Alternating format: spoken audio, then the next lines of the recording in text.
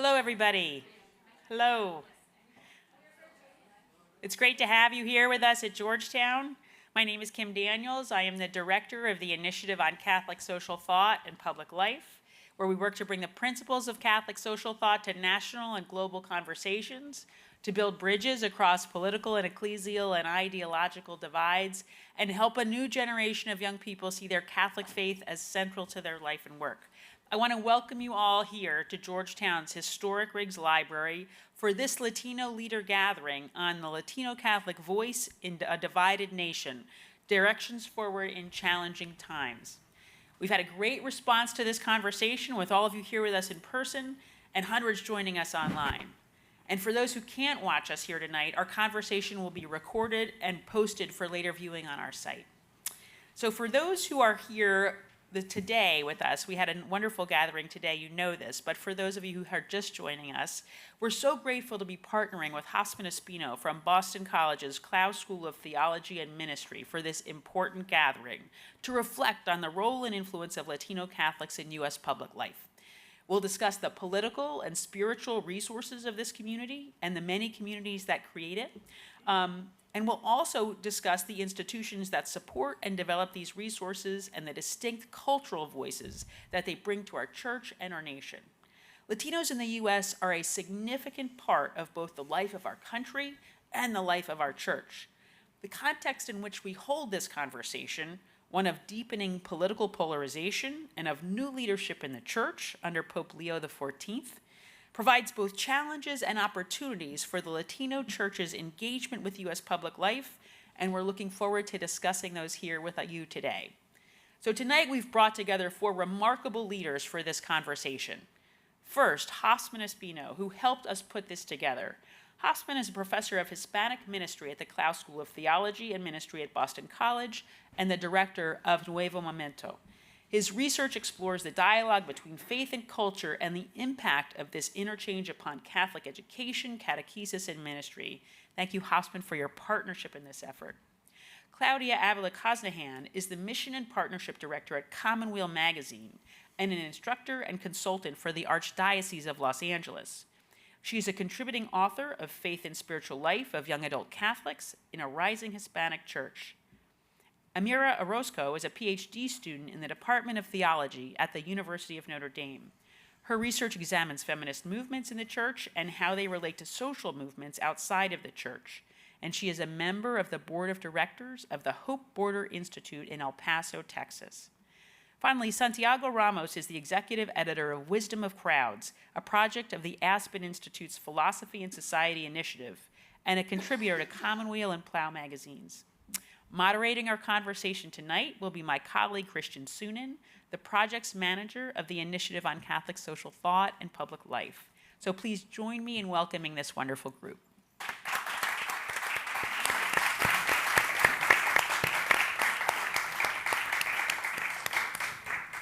Thanks, Kim, and welcome everybody to Georgetown. A special welcome to those of you who are joining us online on the live stream. Tonight's conversation will center around the role of Latino Catholics in U.S. public life, our distinctive contributions, opportunities, and challenges in this present political moment. When we get to the Q&A period, we'll be taking questions from our in-person audience here at Georgetown. And for those of us who are joining on the live stream, please share your thoughts on social media using the hashtag Latino Catholic Voice and by tagging @GUCST Public Life on X and Instagram. There are numerous divisions among the Latino community in the U.S., as in broader U.S. society. There are important differences between recent immigrants and Latinos who have been here for generations, between those who have amassed wealth and those who haven't, between those who can participate in electoral politics and those who can't. The 2024 election highlighted some of the major political implications of these divisions in the Latino community. And Latinos simultaneously now make up a larger part of the U.S. voter base and economy than ever, while some face unique challenges in their integration into U.S. society, and indeed threats to their continued existence in this country at all. The question arises as to how helpful it is to lump this extremely diverse population into one identitarian category. At the same time, Latinos make up an essential part of the life of the U.S. Catholic Church that shares important cultural similarities in the practice of faith, not least of which in Catholicism's social elements. Focusing on the ecclesial and cultural institutions built and sustained by Latino Catholics in the US, we'll explore a vision for the future of Latino pastoral and political action, considering how Latinos can guide the Catholic Church into a new era of engagement with US politics. But first, let's begin by addressing some of these questions in light of the new leadership of Pope Leo XIV. And Santiago, I want to start with you. Pope Leo XIV was born and raised here in the US, as we know, but he carried out some of the most significant parts of his ministry in Peru, where he developed a deep love for and understanding of Latin America. What opportunities does his pontificate provide for Latino Catholics in the US? Well, first of all, thank you, Georgetown. Thank you, Christian, and everyone for having us for this event. It's a great opportunity, and always happy to be in Georgetown. So what opportunity does Leo's ascent to the papacy give us? I think the interesting thing about Leo, I don't know much about him. I don't think any of us do yet, except a few of you here, but except Amira and a lot of people here, actually. But to tell Leo's story, you have to talk about a lot of things. You have to talk about New Orleans, Creole culture. You have to talk about Chicago and like Chicago Catholicism. You have to talk about Peru. You have to talk about what it means to be a missionary, what it means to speak two languages, to transplant yourself. And I think like we live in a political moment where there's an ideology that's, the slogan pretty much is like, make America easy to understand again, right? Make America simple again. And Leo forces us to see that, no, the American experience has always been plural, has always been diverse. And yeah, I think it's a great opportunity to know that once again. Claudia, let's turn to you now with the same question. What opportunities does the pontificate of Leo XIV provide to Latino Catholics in the US? Thank you, and thank you all. Thank you, Georgetown University, for inviting me. I'm most excited about his dual citizenship. I think it presents an opportunity for US Americans to examine what it means to live within two cultures, or to have two cultures exist within you. And it's clear, right, that this is a Catholic who was raised in the United States and made faith-based decisions to become a missionary within this context. But it's also very clear that he is a Peruvian, and he is a US American in love with Peru. And so my imagination leads me to ask questions about whether his love for Peru might be an example to all US Americans, both Latino and non-Latino, as to, is it possible for us to fall in love with Latin America? Because I think that's really at the root of what we're experiencing. If we see hate, it's because there's a need for love. I'm also kind of interested to see that if this is the starting point, we know so little, but we already are seeing signs of something that is a continuity in many ways from Francis. Now that he's the boss, what will freedom offer us, right? What will we see? And I think that's what I'm excited about. Amira, now to you, the same question. What opportunities does Leo XIV provide to U.S. Latino Catholics? Yeah, so first, thank you, all of you, for being here, all of you in the audience, for Kim and Christian for hosting this and for organizing this. I was really excited by Pope Leo's choice. I knew of Cardinal Prevost before because of people who I knew in Peru, who knew him in Chiclayo, who spoke very highly of him. And so that day, my friends were like, trying to ask me who I thought it was going to be, and one of my friends interrupts. She's like, she's going to say she wants the Holy Spirit to guide it, but really she wants Prevost, and I did, right? I really was excited by that.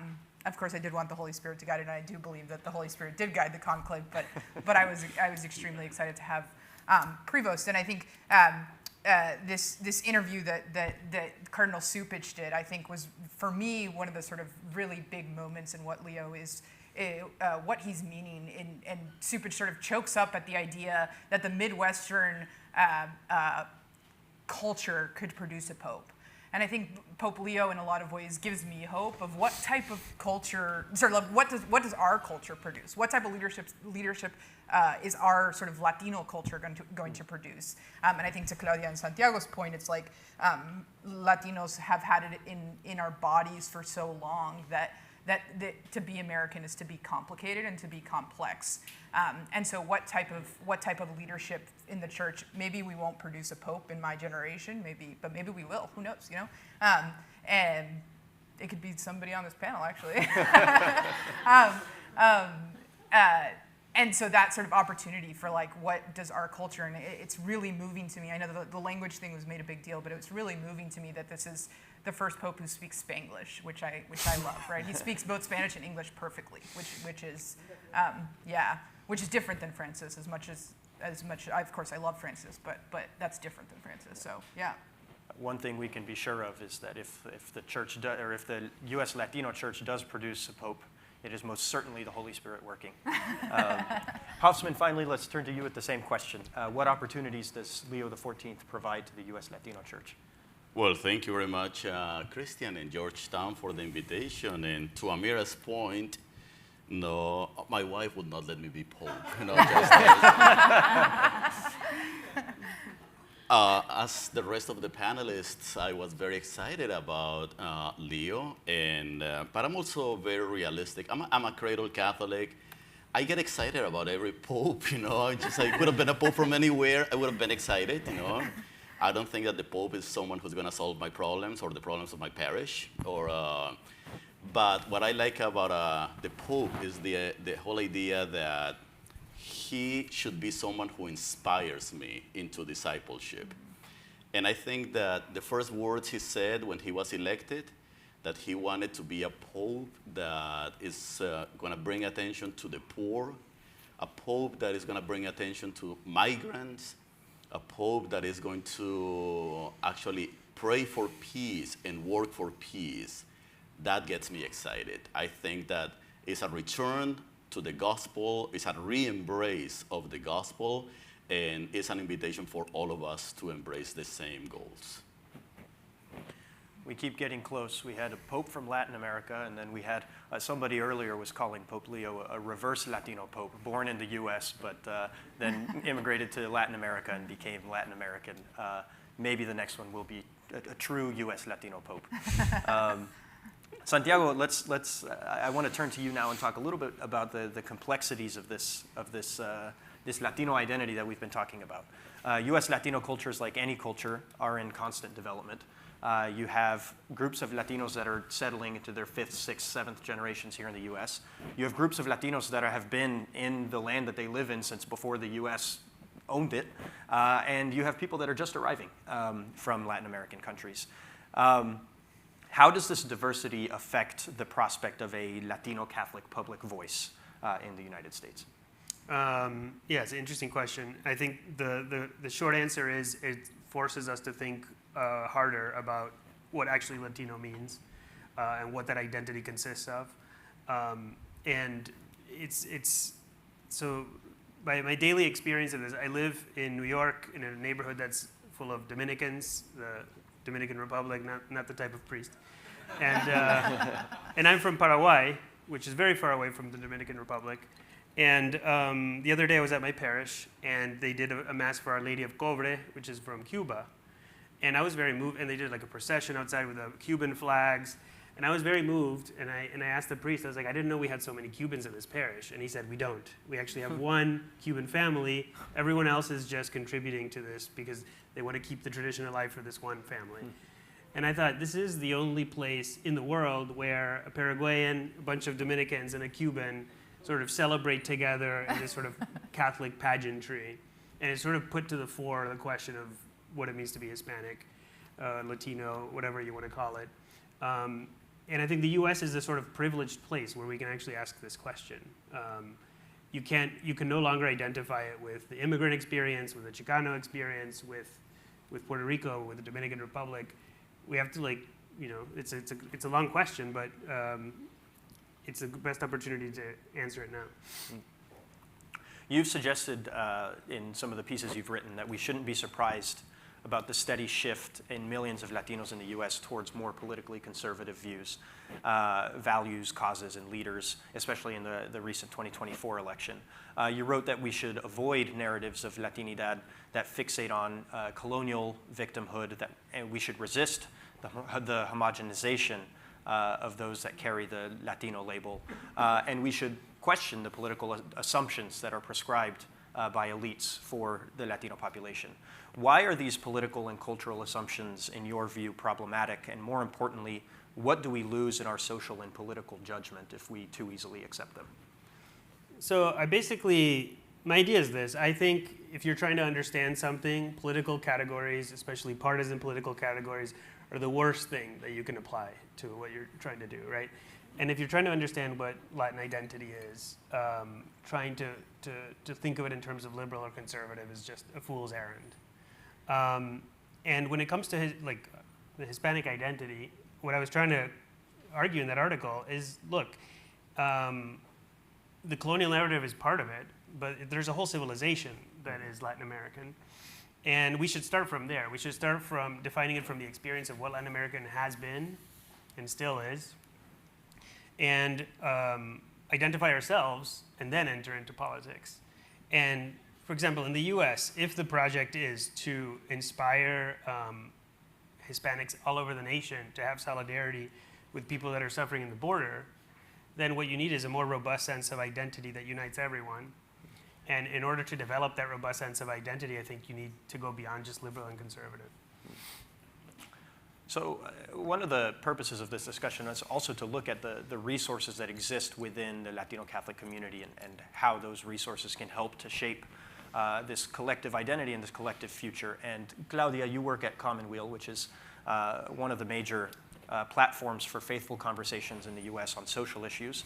And you publish to and for an ideologically diverse, often polarized church.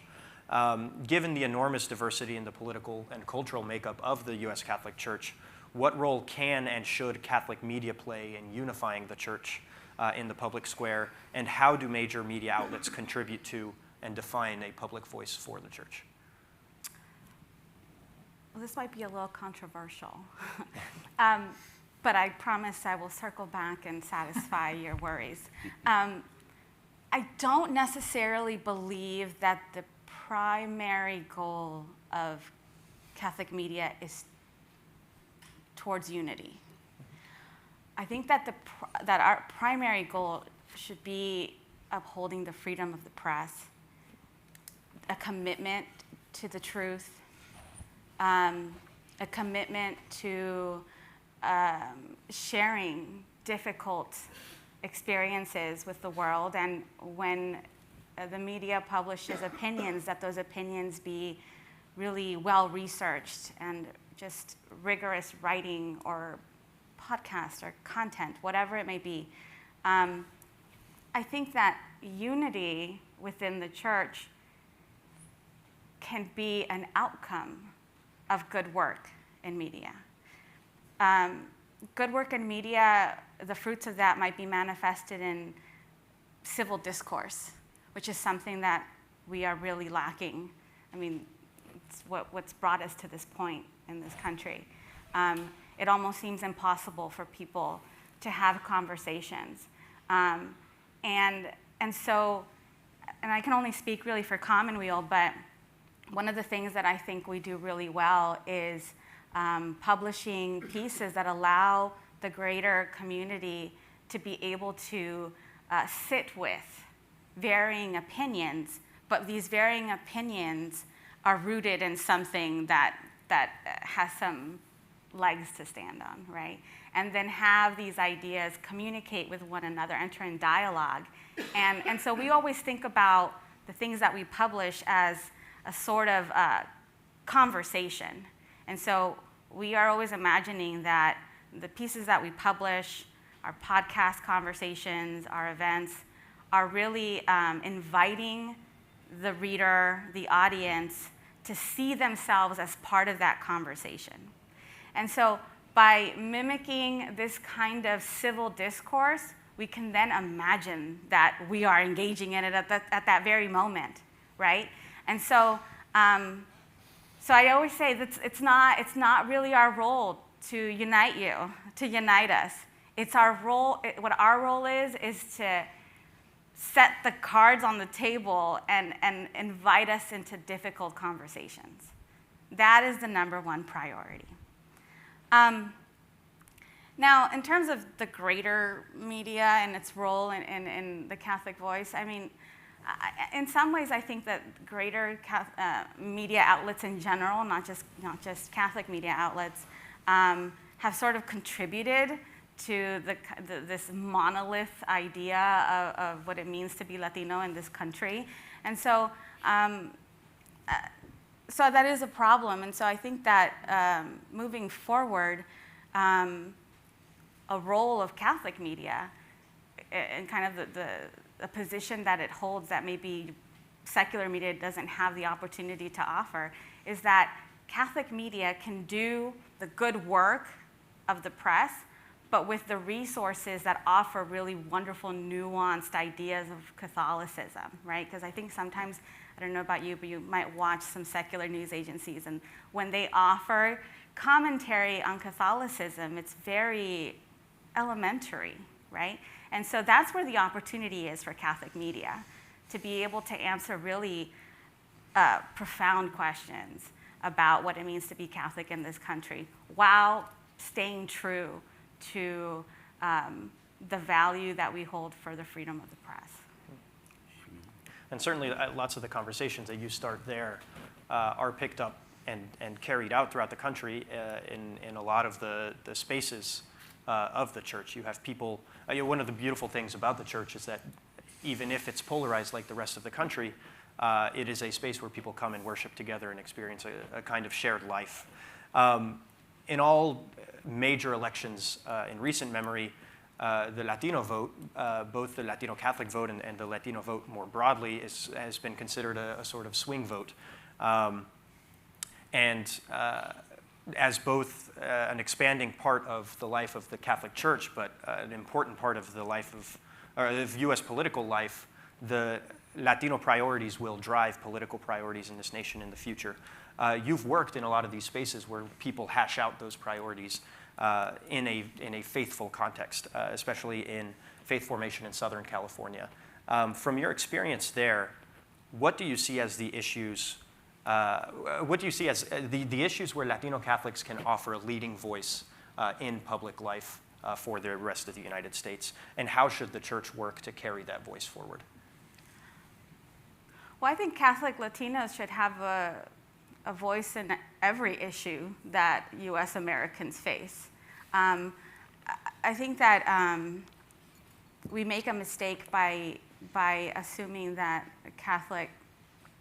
Latino Catholics aren't U.S. Americans, right? And so they share in the same concerns. Now, when I think about the experiences that I've had in ministry, that was something that I did a lot of before my work at Commonweal. And what most interests me is the differences among immigrant populations and then like the children of the immigrants. So we're talking like second generation and beyond. And I can share one anecdote. For a long time I did RCIA, for example, in parish ministry. And I would have both English and Spanish processes, right? And the Spanish would mostly be immigrant participants. And then the English would be a lot of the immigrants' children, right? Young adults who were going through these processes at this age. And it always would happen that in the English, with the second generation Latinos, their conversations would always lead to social justice issues. And they would want to talk about issues of inclusivity in the church, right?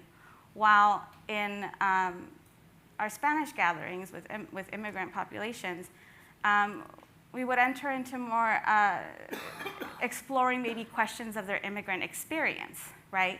Because they were trying to kind of explore the spirituality of what they've lived through. One year, I had a mother and two daughters who decided to do it in Spanish, even though the two daughters were second generation Latinas. And it totally opened up something new for that immigrant conversation, because the two Latina young adults wanted to talk about Catholic social teaching, and they wanted us to get there fast. And they would come to these gatherings and they were asking me to kind of include certain topics. They were like, can we talk about Dorothy Day next week, right?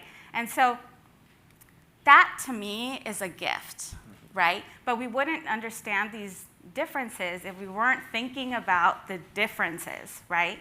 So much of what we've done in ministry in the US has only focused on immigrants. And second generation Latinos are sort of lost. And so I think that's a great opportunity. And ultimately, they are sort of leading the comments around their, what they desire for this country. Right? Amira, in your research and studies, you often focus how movements within the church and movements, social movements, reinforce each other. You've written about this, especially in the context of Pope Francis's major effort in the Synod to make the church more missionary and participatory, especially. And it seems as though Pope Leo XIV is really set on continuing that major part of Francis's legacy. How should these principles of the current ecclesial moment guide the Catholic Church's engagement with today's political moment? How do mission and participation help to advance Catholic social teaching in public life? Yeah, so I think, I mean, one thing that I was also privileged to be able to experience is a lot of these sort of like listening sessions that happened during the Synod before the first general session that then sort of made its way all the way up to the Vatican. And those, and I hope some of you also got to participate in those. If you were in the United States, they were mostly online. If you were in Latin America, they were in person. But the ones, I was living in Chicago at the time, and one thing that really struck me about those synodal listening sessions was like I was doing them a lot with, for example, like with New Ways Ministry, which is an LGBTQ ministry, and I would do it in Spanish, right? Or with the deacons in Spanish-speaking deacons in Chicago. And one thing that really struck me over and over again was like, despite the fact that these people were sort of self-selected into groups that you would think would mostly agree with each other, there was actually a lot of confrontation, right? And not confrontation that was brutal or I mean, with few exceptions, or one exception, that was a little bit more confrontational in the negative sense. But I think that it was there was a lot of disagreement, right, on what the church should do, what the church's priorities should be, and how to deal with that. And I think Pope Francis's talk about this culture of encounter, I think is what is both the beauty of synodality, and it's also what makes people really scared of synodality, right? That it does require us to think really hard about these, what Santiago started the conversation up with, right? That the fact that even Latinidad is not this sort of romanticized homogenous view, or what it means to be LGBTQ, or what it means to be a woman in the church. And Mauricio Lopez, who's a Latin American theologian, has some good writing on that about his own experience in the Synod, where he talks a little bit about that too, which I think is really important. And so I think when we're engaging this sort of a political moment, not being afraid to sort of have those moments where things don't look as clean. Claudia earlier in the day said something like the church needs to be okay with imperfection, and I think that there will be people who imperfectly follow the church and are part of the church because they have other sort of big principles in mind, and I think the Francis is also a way of talking about like the church that goes out, I think was a major part of what he was talking about when he was talking about synodality. And I can't think of a better way to describe what Catholic social teaching is except for that, right? Like the sort of public facing, in few words, the sort of public facing part of the Catholic Church that can give us, and has a long tradition of this, right? Like it's not like we invented it recently that the Catholic Church has been engaged in social issues, right? This is a very, very long-standing issue. And the writing I think that you referenced too is on the encuentros, which were particularly Latino Catholics doing that, which I also think is a really important part to highlight given the context. Yeah. Yeah. So we've talked a lot about the media in the church, about the pastoral elements in the church. and then now the synodal elements of the life of the Latino church. You're pursuing your PhD in systematic theology at Notre Dame. I'm curious about the intellectual life of the church. What is the role of Latino and Latina theologians in shaping the life of the Latino church, and especially its engagement in U.S. public life? Yeah, so I mean, one thing that to follow up on those encuentros, Latino theologians in the United States bring with us a very long tradition of activism in the public square. More so than white theologians in the United States, we have always been really concerned with the way that the public and sort of religious spheres intersect with one another. To highlight two thinkers, Virgilio Elizondo and Ada Maria Isasi Diaz. And Ada Maria Isasi Diaz, for those of you who don't know her, she's a mujerista, what they call mujerista, feminist theologian, who was the leader of a group called Las Hermanas.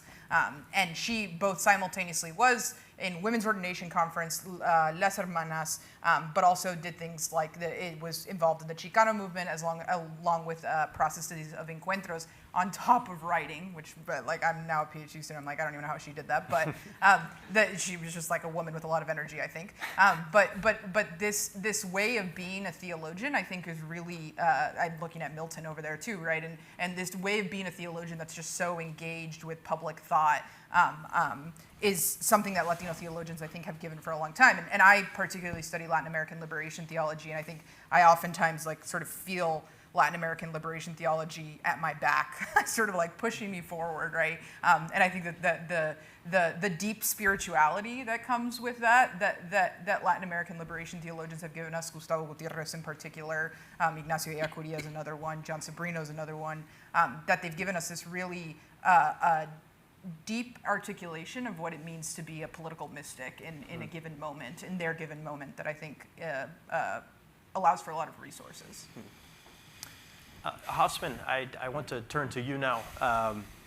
Two of the major efforts that you lead, Nuevo Momento and Haciendo Caminos, focus on developing Hispanic Latino ministerial leadership and educational resources. And you've described these projects as helping to create a culture of vocation within the Latino community.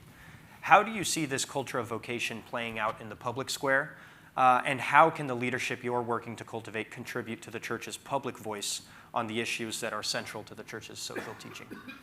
Well, thank you for asking about these projects and the question of a culture of vocation. So these are two fabulous projects. The first one is a collaboration between the University of Notre Dame and Boston College, which my colleagues call ecumenical.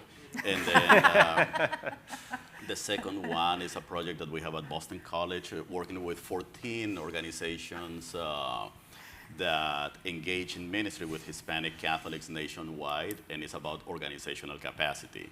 So we're working with fabulous leaders that are emerging out of these two projects. And the question of vocation, when we speak about a culture of vocation, we are speaking about discernment.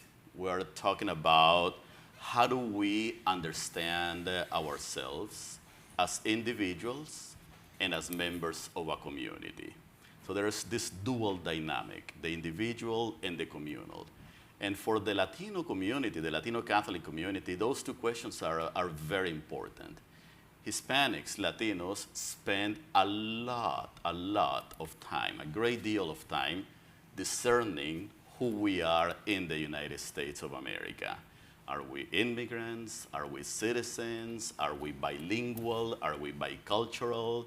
Are we Latinx? Are we Latinos, Hispanic, and so on? So there's a lot of energy in defining who we ourselves, and I actually value that exercise in particular because the only way for us as Latino Catholics to contribute to the larger discourse in this country is by speaking from a particular place. And then there's the communal dimension as well. There's the communal dimension in terms of do we know who we are? So this is not just about me, but this is about who we are and who we are with the rest of the Catholic community. White Catholics, Black Catholics, Asian Catholics, Native American Catholics, and Catholics who somehow are on the edge, of self-identification and so on. So I think that those two dynamics are key for the Latino community in order to discern this public, or this vocation to public engagement from a particular place, but also understanding ourselves as a community.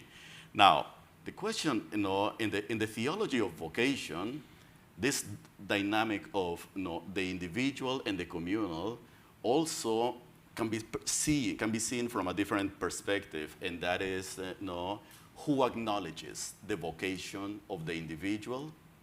And again, on the one hand, we have the individual needs to understand that you have a vocation to discipleship, a vocation to engagement in public life. But at the same time, there has to be a community that recognizes and affirms that particular vocation. And I think that there are two questions that emerge at this very moment as Latinos, Latinas discern our role in public life. One is, do we actually believe that we have a voice in the public square? Do we think that we can take on the larger questions that are being thrown at us, with which we are being confronted every day? Do we have what it takes to engage those large conversations that are defining and redefining our lives? The other side of the coin is, as Latinos discern a vocation to public life, the question is, does the church as an institution and as a community recognize the vocation of Latinos, Latinas to public life? Is someone listening to us? Does someone actually care about what Latino Catholics have to say within the church and within society? And unless we wrestle with those questions, the public voice of the Latino community will continue to be marginalized in many sectors, both of church and in society. You've often emphasized along those lines that the Latino Church represents both the future, or the present and the future of the Catholic Church in the United States. And that present and future are closely linked to how Latino Catholics take creative ownership over our religious commitments as we raise families, build faith communities, and participate in society. We've spent a lot of the day today talking about the vision that should guide Latino pastoral and political action today. What, in your estimation, are the most important elements of that vision for the future? Well, that's an interesting question, and it's also unfair because I will be able to answer that question by stealing the wisdom of my colleagues from today's conversation. So I was enriched by that conversation. But I think that I'm going to highlight three elements of many that could be integrated into this discernment about a Latino pastoral political vision for action. One, I think that one key element with which every Catholic needs to begin is faithfulness to the gospel. I think that unless we reclaim what it means to be a disciple of Jesus Christ, unless we are people of the resurrection, unless we know and contemplate the truth of the risen Christ, beginning with the cross, we will not be able to actually have a credible public life, a public voice in the public square. So that means that we need to be first disciples. Then we need to eventually form strong families. I'm a firm believer that if we want to build a strong church and a strong society, we need to really invest in strong families that are faithful, but families also that are critical. And then strong communities of faith, communities of advocacy, communities of intellectual inquiry. Two, the second element that I would highlight for this vision is the importance of understanding that the task of engaging the questions of public life is too big for only one group. It's too big for only just a small group of people who have an interest in engaging them. So we need to form alliances. We need partnerships. We need relationships. We need to work with others. Latinos alone are not going to address the question or the dynamics of political persecution or immigration or economic inequality. we need to start working with others, as people of faith. We need to work with other organizations, both religious and non-religious, politically, economically, intellectually. So without alliances, the progress will be very small. And finally, I would say that one important topic, and actually that came in our conversation many times today, is we need to speak up. Latinos cannot remain silent. We need to speak, and we need to speak with prophetic voice. We need to speak and address the questions of our day in this public life, convinced that God walks with us, convinced that when we stand up for the immigrant and the refugee, for the person who is poor, for the mother who has lost a husband or a child, for the person who lives, who doesn't have access to health care or education, we are standing for the truth of the gospel. We are standing for what God wants us to stand for. One of the things that Hofsman just said, Hofsman, you started saying, as Latinos, do we believe that we have a voice within the church? And Claudia, I wanted to follow up on that with you, given your extensive experience in ministry. What are the things that make you, or with the people that you've spoken with in your ministry work, what are the things that make them feel that they have a voice, and what are the things that might shut that down? What are kind of good practices in pastoral situations or situations of ministry that might work to amplify or suppress that voice? I always would joke that when someone begins some kind of process at a parish, it always begins with documentations, which can be very traumatic for immigrant communities. It's always about the documents. And so I think that what I've experienced in ministry is that one of the most powerful methods of engaging with communities is to, before even getting into learning about Catholicism as a religion, or even beginning to look into the tradition of our spirituality, it's important to first and foremost help individuals explore who they are, what they've experienced throughout their lives, where they found God in those moments, where they felt injustice in those moments, and to begin to sort of unpack some of the pain, but also begin to discover the beauty of who they are. And it's through those experiences at the beginning of when one engages with folks in ministry that then you can begin to talk about spiritual practices, that you can begin to explore relationship with God and community. And it's only then that you can begin to explore relationship with Jesus.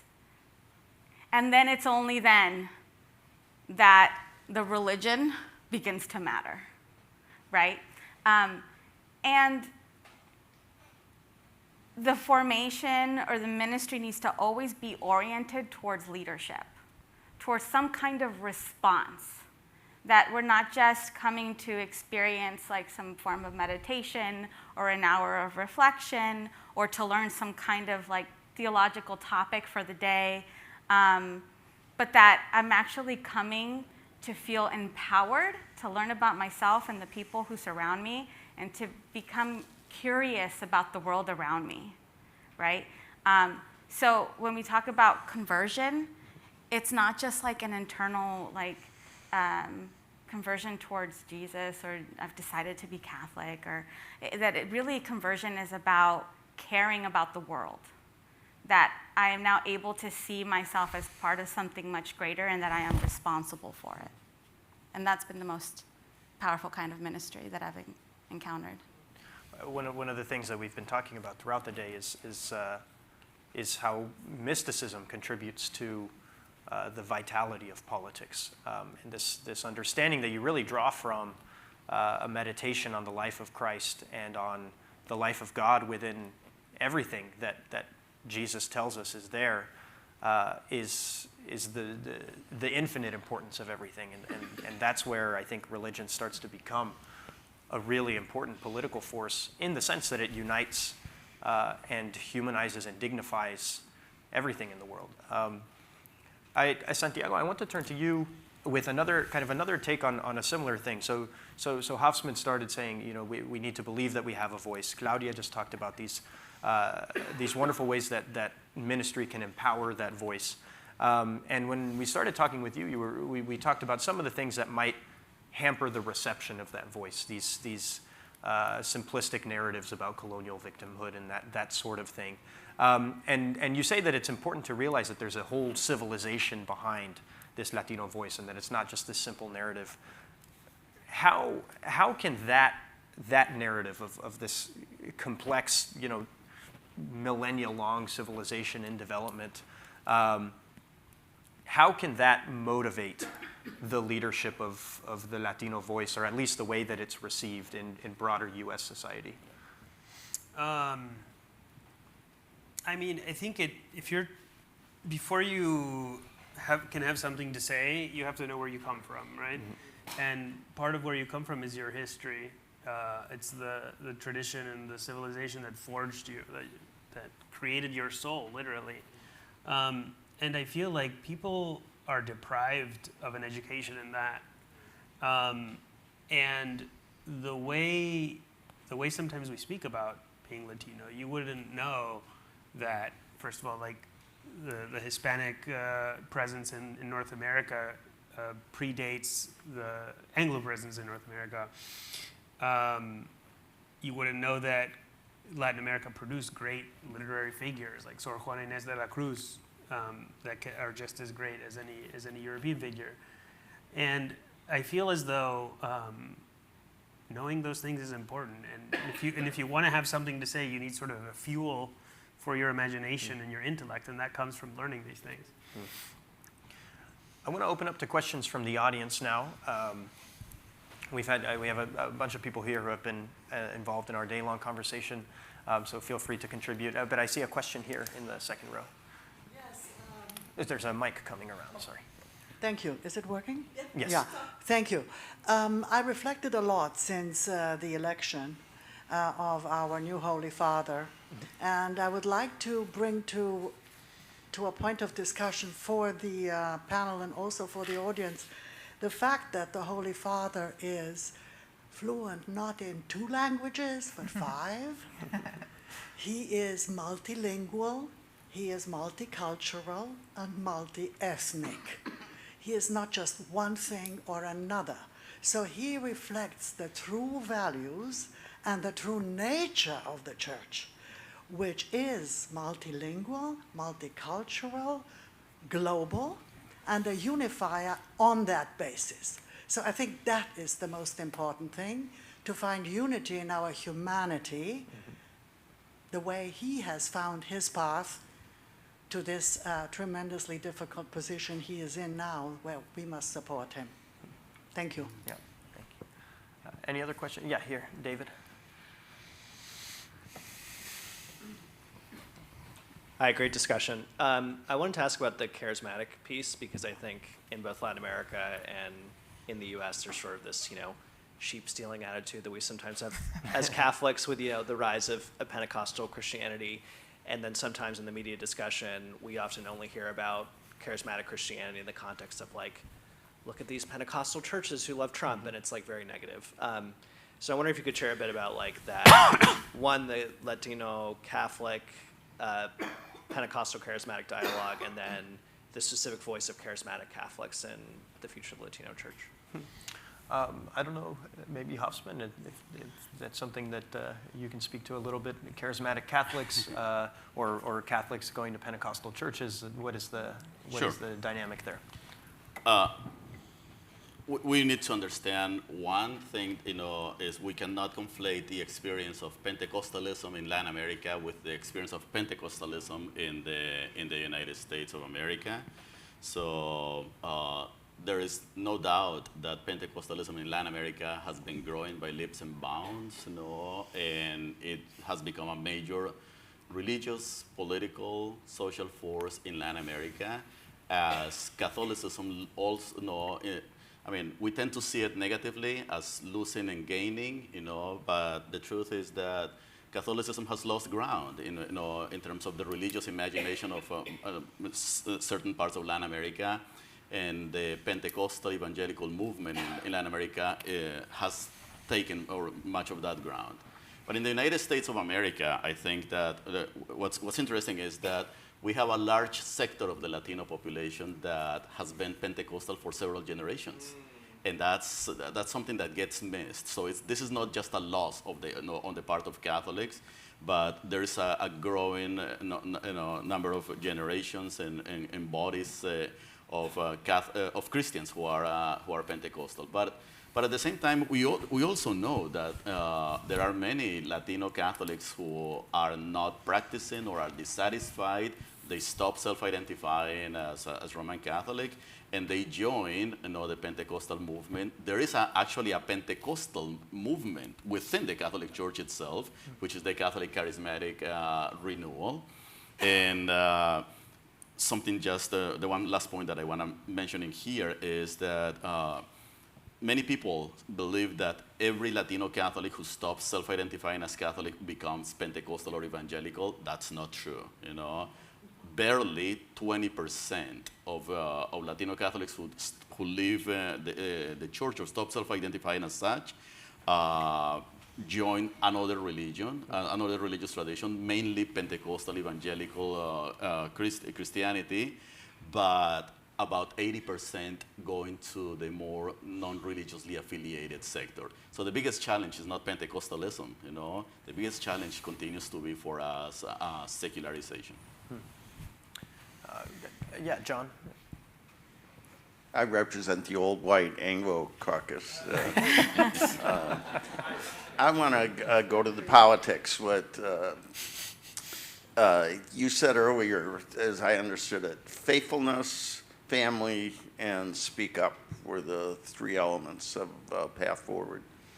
And I'm really struck that in the politics of the moment, Latino communities in all their diversity are increasingly decisive and increasingly moving away from the Democratic Party. My own view is that's less about the attraction of the Republicans, more about a loss of trust and confidence in the Democrats.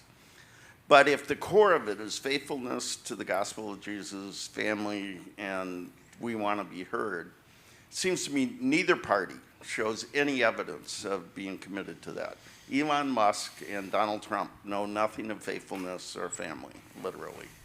And whoever runs the Democratic Party now, whether it's the elites or the interest groups, maybe they had it at one point, but they walked away from that. Could Latino Catholics, especially younger Latino Catholics, be the voice that breaks through the broken, empty debate about how to get Latinos? It's just fraught with nonsense. Could there be a way over the next 2 years that you work with Latino Republicans and Democrats and ask why are they stuck in the status quo? Could you become a force within your own community and within the Catholic Church that talks about a different kind of politics that would allow some diversity of views, that not every Republican has to demonize immigrants and not every Democrat has to pretend that family's not important?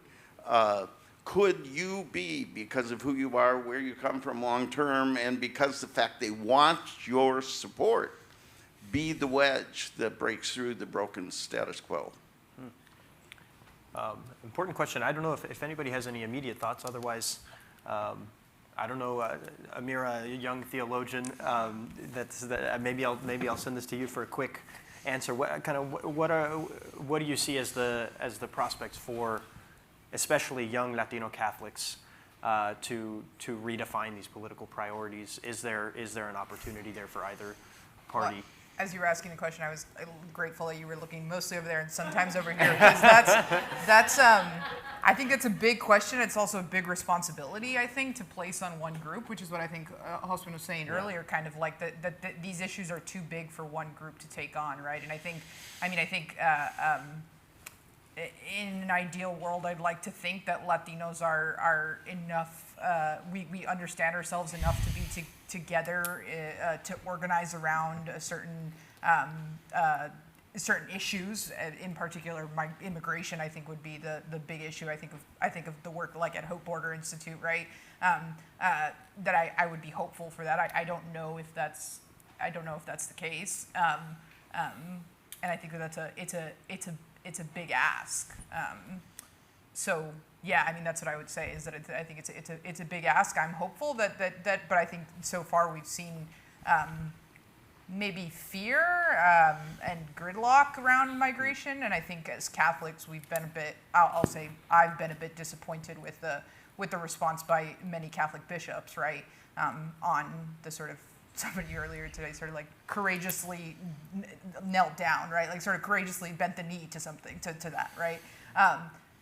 So yeah, that's not a sufficient, I know it's not a complete answer, but that's what I would say, yeah. But certainly a strong starting point. I think as we get close to, oh yeah, absolutely. Go ahead. I just want to add something. I think that this project is a project of the masses. And I think that, because I think sometimes there's like this desire to find the one leader who's going to inspire all of us or to mobilize a people. But I think that this moment actually is about many leaders forming coalitions.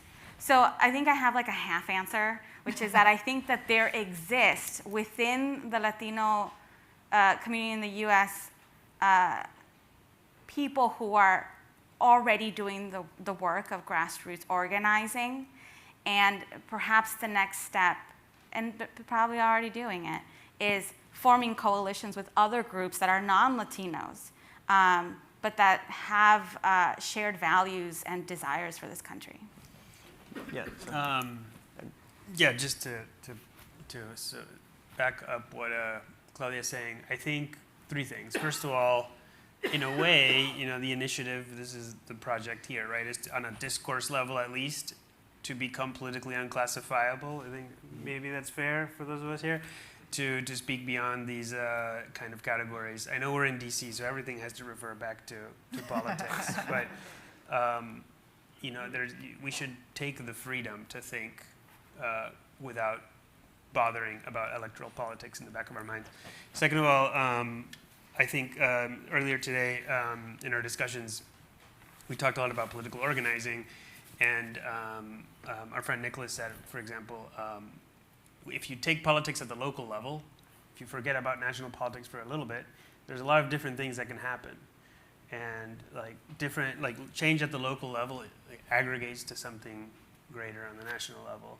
And then finally, I would say there is a way that big social justice issues can have a catalyzing effect on a group of people. So depending on how things go with this administration, let's say that there's a couple bishops who you normally wouldn't think would speak up about something, all of a sudden do. That could have a sort of cascade effect. There could be some moment of unity in the church in the United States that we haven't seen before in a while. I don't know, it could happen, right? Yeah. Well, let's hope something like that happens. We're getting close to the end of our time, so I want to ask one last closing question to everyone. As we leave the room here and go back to our parishes, our dioceses, our local communities, our local political engagement, how can we best make use of the rich resources of the Latino Catholic community in the United States? Just a brief answer from all of you. Let's start maybe with you, Amira. I think Hosman said it earlier, but I think taking up leadership and knowing that you have a voice and knowing that you have something to share there's plenty of studies that show that non-white men have to be told multiple times that they have things to share, but you do have things to share. You have a rich cultural background. and a lot of resources and a lot of people to pull on and organize.